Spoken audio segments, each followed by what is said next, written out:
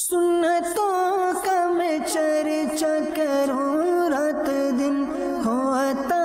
ایسا جذبہ پہچار یار۔ دنیا بھر میں قرآن و سنت کی تعلیمات کو عام کرنے والی عاشقان رسول کی مدنی تحریک دعوت اسلامی کے تحت پنجاب کے شہر سرائے عالمگیر میں واقع جامع مسجد فیضان زمزم میں سنتوں بھرے اجتماع کا انعقاد کیا گیا، جس میں رکن شورا اسد مدنی، نگران شاذلی کابینہ UK، نگران کابینہ بغدادی کابینہ کے ذمہ داران علاقہ مکین شخصیات اور دیگر اسلامی بھائیوں نے کثیر تعداد میں شرکت کی۔ اجتماع پاک میں رکن شورا حاجی عبدالحبیب اتاری نے سنتوں بھرا بیان کیا، آخر میں صلاۃ و سلام پڑھا گیا، جبکہ رکن شورا نے خصوصی دعا فرمائی اور شرکاء سے ملاقات بھی کی۔ دوسری جانب مولانا عبدالحبیب اتاری نے سرائے عالمگیر کے علاقے ریلوے کالونی میں زیر تعمیر مسجد اور جامعۃ المدینہ کا دورہ کیا اور تعمیراتی کاموں کا جائزہ لیا۔ واضح رہے کہ یہ جگہ ایک شخصیت حاجی محمد زاہد جو کہ جرمنی میں رہائش پذیر ہیں، ان کی جانب سے دعوت اسلامی کے مدنی کاموں کے سلسلے میں دی گئی ہے۔ نیز رکن شورا نے ایک اور شخصیت خرم بھائی کی جانب سے دعوت اسلامی کو دی گئی ایک جگہ کا دورہ فرمایا، جس میں اب مدرسۃ المدینہ آن لائن کی تعمیرات کا سلسلہ جاری ہے، اور اس کا وزٹ بھی فرمایا۔ بہت بہت شکریہ ادا کروں گا